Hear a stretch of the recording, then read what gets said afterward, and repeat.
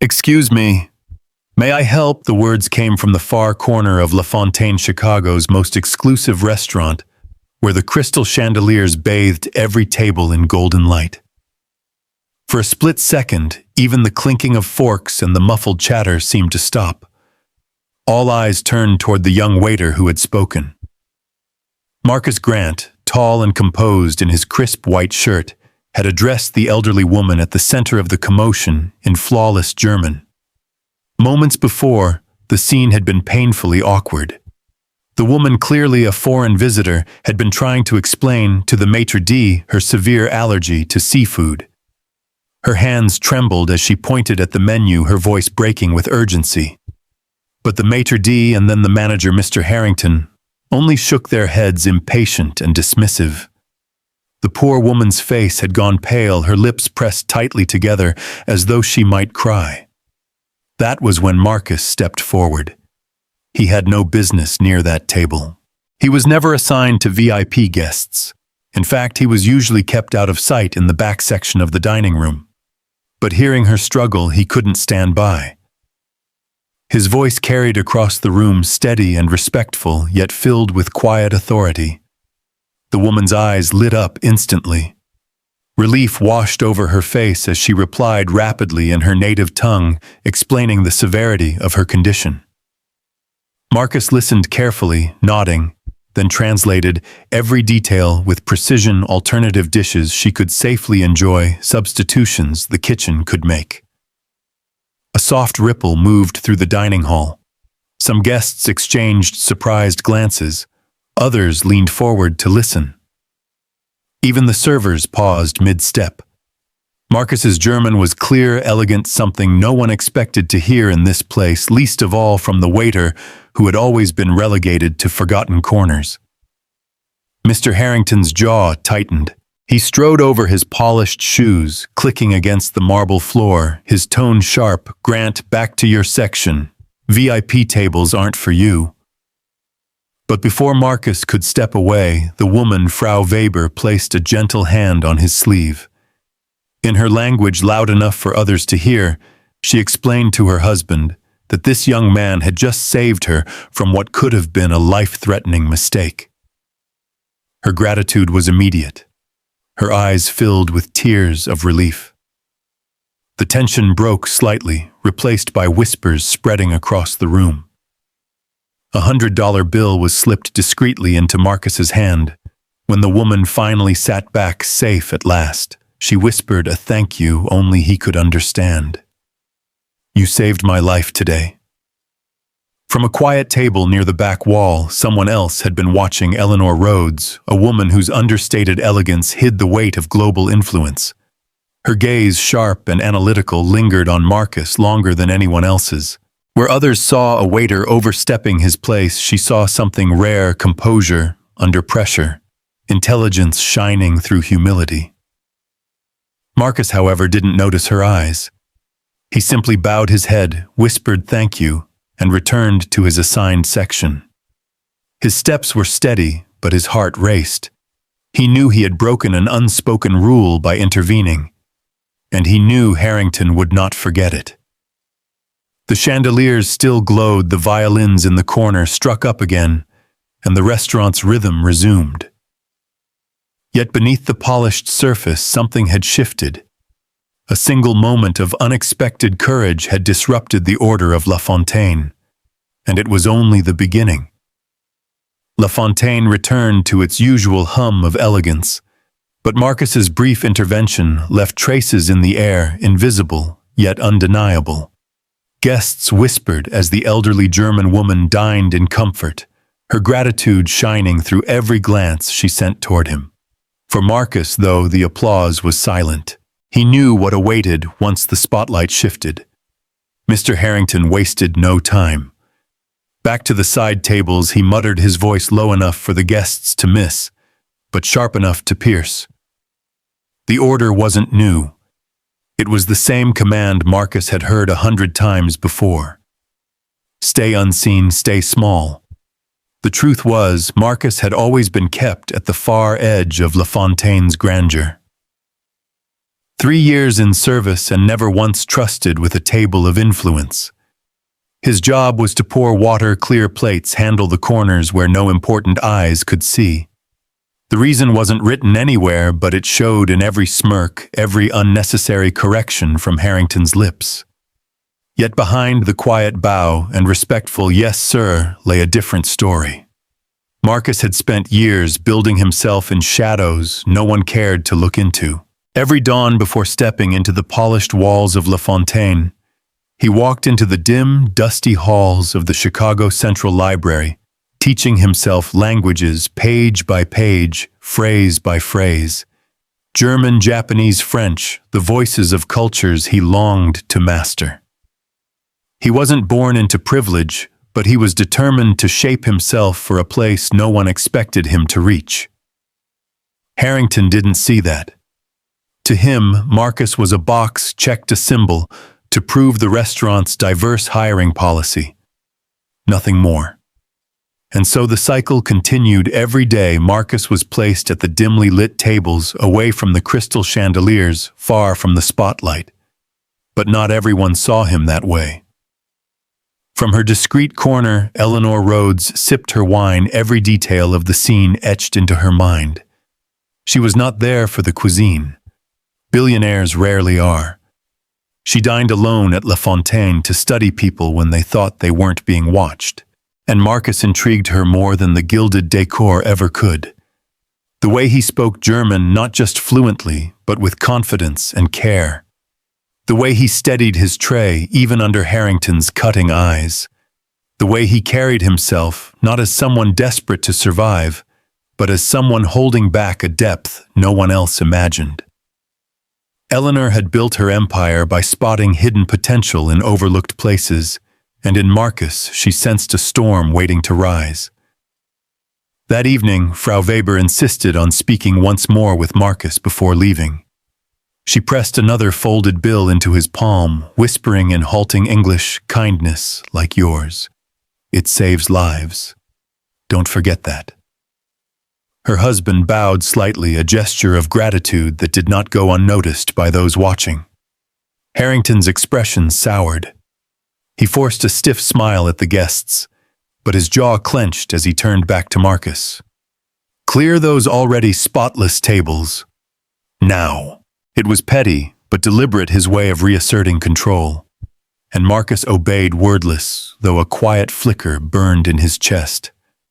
Not of anger, but of resolve. By the end of the night, Eleanor Rhodes closed her leather notebook and stood. As she passed Marcus's section, her gaze lingered just long enough for him to notice. To anyone else, it was simply the look of a customer acknowledging a waiter. To Marcus, it was something different, an appraisal, a spark of recognition, as though she had seen what no one else bothered to. And while Harrington congratulated himself for putting Marcus back in place, he failed to notice the truth. Someone with far greater power had just taken a deep interest in the waiter he tried so hard to erase. The golden chandeliers flickered, the polished floors gleamed, but under the weight of La Fontaine's prestige, a quiet imbalance had been set in motion. Marcus returned home late that night, exhausted but restless, his thoughts circling the same unspoken question: how long can a man hide what he truly is? The answer, he would soon learn, was not forever. But the imbalance didn't remain quiet for long. The very next morning, Marcus arrived at La Fontaine to find Mr. Harrington waiting by the staff entrance, arms crossed, expression unreadable. Without a word of greeting, he thrust a rag and a spray bottle into Marcus's hands. "Table 3. Again, Harrington ordered. Marcus blinked. "Sir, I polished it twice before closing last night. Then do it a third time. Perfection doesn't happen by accident." The message was clear. Marcus wasn't being tested for quality. He was being punished for visibility. It became a pattern. Every shift, Harrington found new ways to chip away at Marcus's dignity. He reassigned him to the most cramped corners of the dining room, sent him to polish silverware that already gleamed, or made him reorganize storage shelves until his knuckles ached. Each command was delivered loud enough for others to hear, an invisible chain meant to remind Marcus of his place. The other waiters noticed. Carmen Alvarez, a seasoned Latina waitress, who had worked at La Fontaine for 8 years, whispered one afternoon, as Marcus stacked plates in the break room, "Don't think you're the only one." Yesterday, he told Isabella her accent was bad for business. She cried all the way home. A few days later, David Chen, a Culinary Institute graduate, assigned only to clear trays, shook his head bitterly. "He pulled me off a French table because I didn't look the part." Imagine studying gastronomy for years and being told you don't fit the picture. The pattern became undeniable. Harrington wasn't just strict. He had built a system where certain faces stayed in the spotlight and others were quietly hidden away. Marcus realized he wasn't fighting a single insult. He was standing inside an entire structure of quiet exclusion. And yet every time Harrington barked an order, Marcus responded the same way, calm, controlled. He would pause just long enough to steady himself, then answer with a quiet, "Yes, sir." But beneath that composure, something was happening. He began carrying a small notebook tucked inside his apron. Each page filled with dates, times, and words. Harrington's words. "Table 3 again. Stay in your section. Some guests aren't comfortable." Marcus wrote it all down line by line. Not out of paranoia, but with method. At night after long shifts, he would walk past the glittering storefronts of Michigan Avenue and into the hushed halls of the library where his second life existed. There, by the dim glow of desk lamps, he studied hotel management, case studies, cultural etiquette, the psychology of service. He knew Harrington saw him as nothing more than a waiter. But Marcus was preparing himself for something far beyond polishing glasses. Still, the weight of the daily humiliations pressed heavily. There were moments when his fingers gripped a tray too tightly, when his jaw clenched, as though words might escape. And Eleanor Rhodes saw them all. She had returned 3 times that week, deliberately choosing the same shadowed table with the perfect view of Harrington's stage. She watched as Marcus straightened his tie after being scolded for the 10th time in a single evening. She noticed how he refilled glasses with steady hands, even as Harrington criticized his posture in front of customers. Most importantly, she saw that Marcus never once lashed out. His dignity, though tested, held firm. One Thursday evening, as the violins played softly near the bar, Harrington stepped close enough for the staff to overhear and murmured, "You think speaking a language makes you special. At the end of the day, you'll always be just another waiter." For the briefest second, Marcus froze. His hand stilled on the tray he was polishing. His eyes darkened, not with rage, but with something steadier, sharper. Eleanor leaned forward, certain he would finally answer back. Instead, Marcus took a breath. He lifted his chin and said evenly, "Yes, sir." Harrington smirked, satisfied he had won. But Eleanor saw what he couldn't, the controlled voice of a man saving his energy for something bigger. That night, as Marcus hung his uniform in the locker room, he glanced at the notebook again. Pages now heavy with ink filled with words that could no longer be ignored. He traced one sentence, "People like you should know your place," and felt a quiet resolve settle in. He didn't know when. He didn't know how. But he knew one thing: this couldn't last forever. And destiny, it seemed, was already preparing the next move. The next test came sooner than anyone expected. It was a Friday evening, the kind where every table gleamed with silver and glass, and the hum of conversations in 6 accents filled the air. A Japanese couple sat near the center, brows furrowed as they struggled to make sense of the menu. Their gestures grew sharper, their voices more anxious. The waiter assigned to them sighed, shaking his head, as if their confusion were an inconvenience. Marcus watched from a distance. He recognized the same look of helplessness he had seen in Frau Weber's eyes only weeks before. He hesitated for a beat. He knew what would follow if he stepped in again, but then he moved. Bowing slightly, he spoke softly. Sumimasen menu no tetsu daimashuka. The couple froze, then their faces broke into relief. They responded quickly in Japanese, explaining their dietary restrictions, their gratitude spilling over in rapid words. Marcus listened, nodding, suggesting dishes that would be safe and satisfying. In seconds, the tension at their table vanished, replaced with grateful smiles. But just as quickly, Harrington descended. His voice cut through the room like a blade. Grant, how many times have I told you, stay in your section? No performances. The Japanese couple looked startled. Other guests shifted uncomfortably, sensing the humiliation in the air. Marcus lowered his gaze, murmured an apology, and stepped back. His dignity remained, but his cheeks burned under the weight of stares. Harrington turned away satisfied. But not everyone dismissed what they had just seen. From her usual corner, Eleanor Rhodes set down her wine glass and closed her notebook. Enough observing. It was time to act. That night, when Marcus finally stepped outside into the cool Chicago air, he heard a voice behind him. Mr. Grant. He turned to see Eleanor standing near the valet stand, her presence understated, but commanding. She wasn't surrounded by assistants or guards, just a single leather bag over her shoulder, her eyes sharp in the glow of the streetlights. You speak Japanese as well, she asked, not in English, but in flawless Japanese. Marcus blinked, caught off guard. You speak it too. I speak 7 languages, she replied, switching effortlessly to German, then French. But I only heard 2 from you tonight. How many more are there? Marcus hesitated, then admitted quietly. 6. I studied them at the library. Every morning before work. For the first time that day, he saw her smile. Not polite, not superficial, but knowing. I thought so. You're not just a waiter, Marcus. You've prepared yourself for something much larger.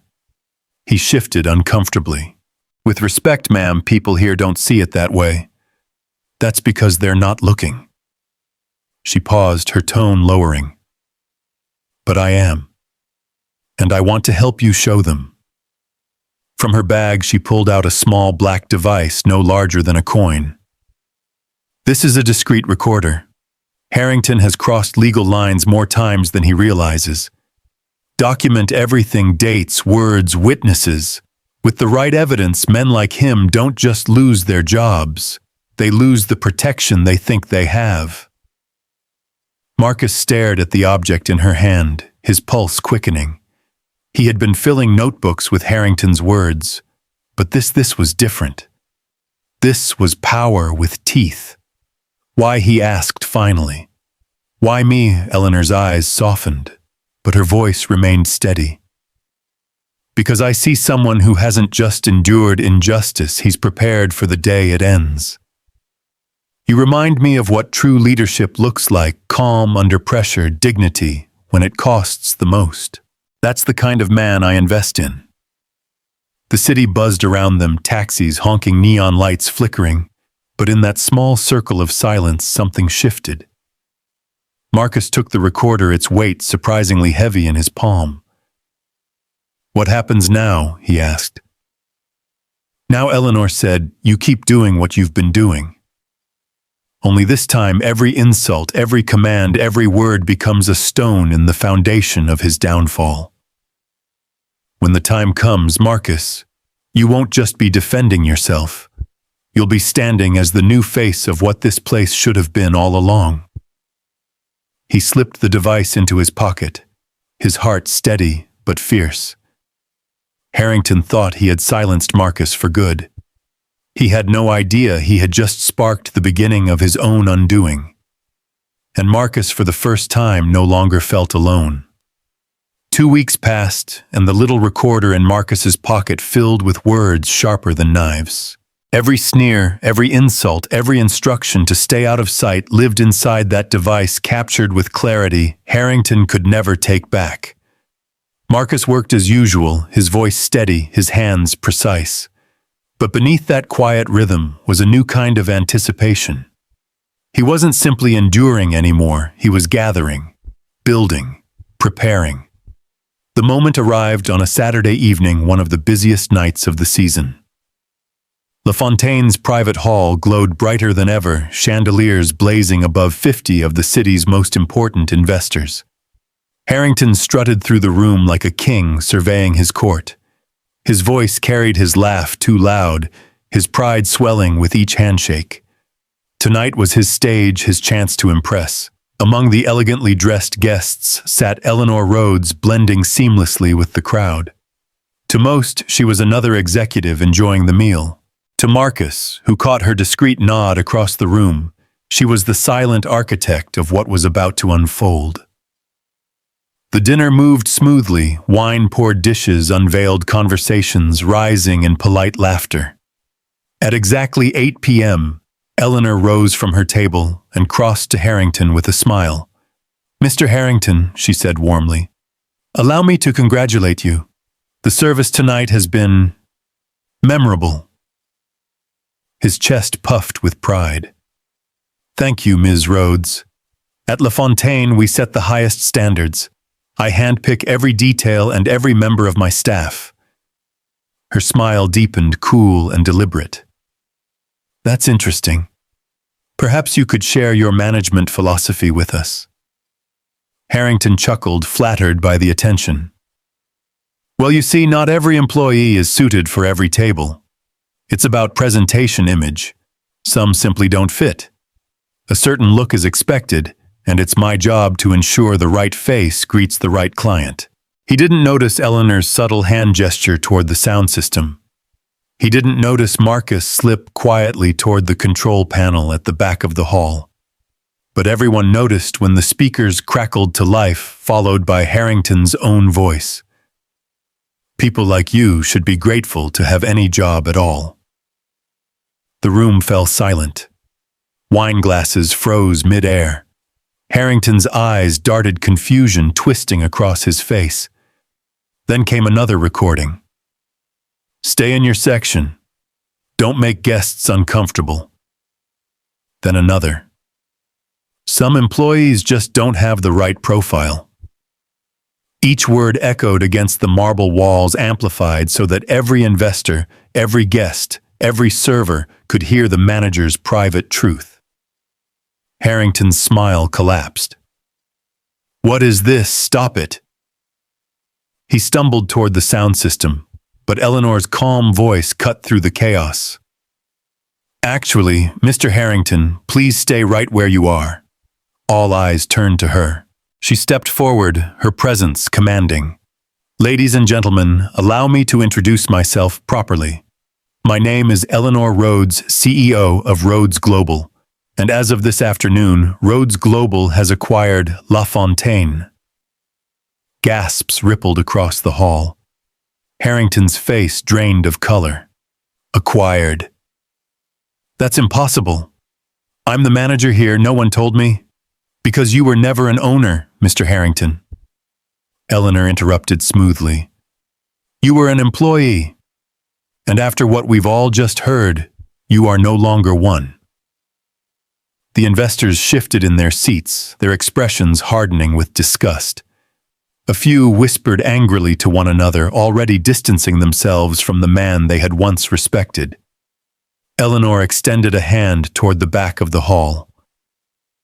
"Marcus, would you join us, please?" The room parted as Marcus walked forward, steady and composed. Gone was the invisible waiter tucked into corners. Tonight, every step he took echoed like a drumbeat of justice. Eleanor turned to the guests. "This is Marcus Grant, fluent in 6 languages, graduate of advanced hospitality courses, a man who has carried himself with dignity in the face of relentless mistreatment. He is effective immediately the new general manager of this establishment." The applause began tentatively, then swelled into something powerful. Guests rose to their feet, clapping, some even cheering. Harrington's voice cracked. "You can't do this. I built my career here 20 years. Eleanor's gaze was ice. And tonight, the world heard exactly what kind of career that was. One built on exclusion, on silencing talent, on demeaning the very people who made this place run. That era ends now." Marcus turned, facing the sea of faces. For a moment, the weight of years pressed against him. The long mornings in the library, the humiliations endured in silence, the notebook filled with words meant to break him. All of it led to this moment. He took the microphone, his voice calm but carrying strength. "Ladies and gentlemen, welcome to the new La Fontaine, a place where excellence will be measured not by appearances, but by dedication, skill, and respect. Service with dignity, hospitality without prejudice." Then, switching fluidly, he repeated his welcome in Japanese, in French, in German. The guests leaned forward, impressed, as each word landed flawlessly. The applause thundered again. It wasn't just for the new manager. It was for the truth revealed, the justice served. Harrington stood frozen, pale and trembling, as security stepped discreetly forward. Eleanor gave a small nod. "Escort him out. His belongings will be mailed." The final image the guests saw of their former manager was his back as he was led from the hall, shoulders slumped, reputation shattered beyond repair. Marcus remained at the center, not triumphant, but steady, his composure unshaken. He hadn't won by shouting or by rage. He had won with patience, preparation, and undeniable truth. The chandeliers glowed brighter somehow, the violins resumed softly, and the night moved forward, yet no one in that hall would forget what they had witnessed. A man once invisible now stood in the spotlight, not because he demanded it, but because he had earned it. And though Harrington's reign ended in disgrace, something far greater had just begun. The applause from that night didn't fade when the doors closed. It carried beyond La Fontaine's marble walls, echoing across the city as word spread of what had happened inside. Within days, the story of the waiter who became a manager after exposing years of quiet mistreatment had reached every corner of Chicago's business circles. For Marcus, the first morning in his new role felt surreal. He buttoned a tailored suit instead of his server's vest, adjusted his tie in the mirror, and walked into La Fontaine, now under the new banner of Maison Rhodes, not through the staff entrance but through the front doors. The very same chandeliers that had once shined on him as a shadow now illuminated him at the center. But the changes weren't just symbolic. Under Eleanor Rhodes's guidance, Marcus led a complete transformation of the restaurant's culture. Staff assignments shifted. Carmen Alvarez, once pushed to the sidelines, was promoted to dining floor supervisor. Isabella, whose accent had been ridiculed, now led an authentic Italian wine program that delighted guests. David Chen was given charge of a culinary exchange series, bringing chefs from around the world to collaborate in Maison Rhodes's kitchens. Each of them carried scars from Harrington's reign, but now those scars became reminders of resilience and stepping stones toward something better. The dining room felt different. Conversations in multiple languages flowed freely, laughter from the staff mingled with the music, and guests noticed the change immediately. Reviews spoke of not just excellent cuisine, but of warmth, inclusivity, and genuine respect that set the establishment apart. Meanwhile, Harrington's downfall was swift and brutal. The recordings from that night had spread far beyond the room where they were first played. In an industry built on reputation, his name became a cautionary tale. Calls to old colleagues went unanswered, applications ignored. At first, he clung to pride, insisting he could rebuild. But as the weeks stretched into months, doors slammed shut. The man who once strutted through dining halls now found himself begging for positions that never came. Marcus, however, didn't dwell on Harrington's fate. His focus remained on the future. He spent long nights in his office, sketching plans for expansion, reviewing cultural training modules, writing policies to ensure what happened before could never happen again. Eleanor visited often, sometimes in silence, sometimes with sharp questions that pushed Marcus further, but always with a quiet smile of satisfaction, watching her bet on hidden talent pay off. The impact reached beyond Maison Rhodes. Other restaurants in the city took note, rethinking their hiring practices, their training programs, even their leadership. Articles appeared in industry magazines, the rebirth of La Fontaine from exclusion to excellence. Marcus's face, once invisible, now graced the pages with headlines about innovation and resilience. Then came the call that confirmed how far things had shifted. One evening, as Marcus reviewed the night's service notes, his phone rang. A formal voice introduced itself: Robert Chun, United Nations Hospitality Committee. They were preparing an international assembly and needed someone who understood more than cuisine, someone who understood cultural diplomacy. Mr. Grant, the voice said, we believe you are the right person to lead this. Marcus sat back in his chair, the weight of those words settling in. From the quiet aisles of the library to the corners of a dining room where he had once been hidden, to this moment, invited to represent not just a restaurant, but an idea.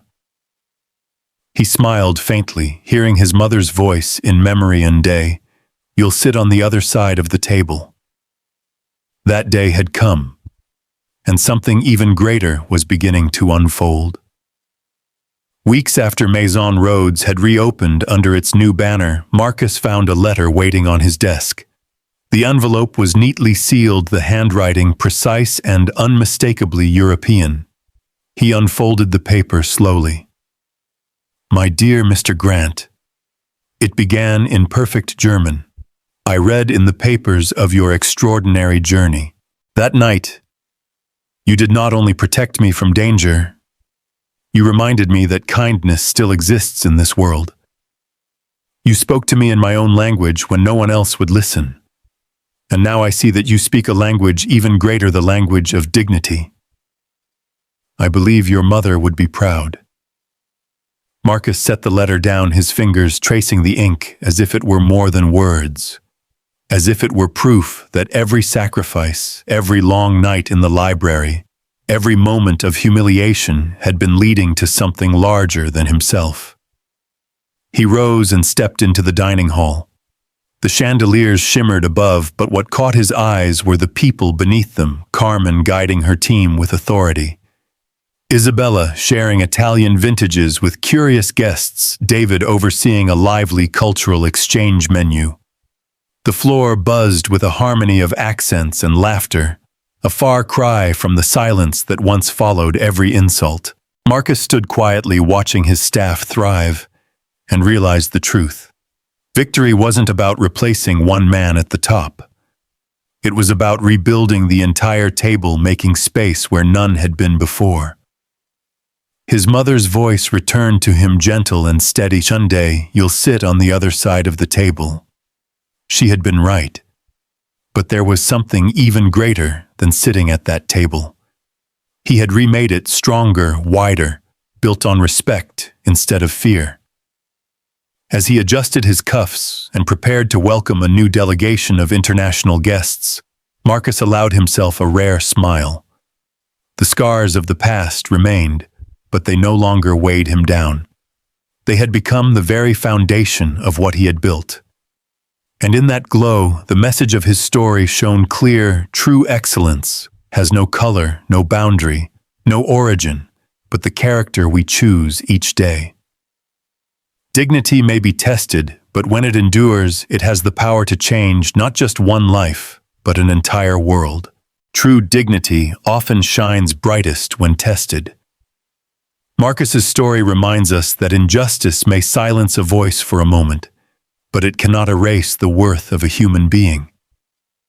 Prejudice, whether spoken aloud or hidden in small acts, only has power when we accept it as unchangeable.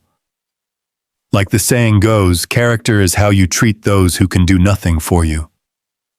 Marcus chose patience, preparation, and integrity over anger, and in the end, truth spoke louder than pride. In our own lives, we may encounter unfairness or feel underestimated, yet by standing firm in who we are and by treating others with respect, we can turn obstacles into stepping stones. What about you? Have you faced moments when silence seemed easier than speaking up? Share your thoughts in the comments, press like if this story touched you, and subscribe for more inspiring stories. May peace and hope find you even after the storm.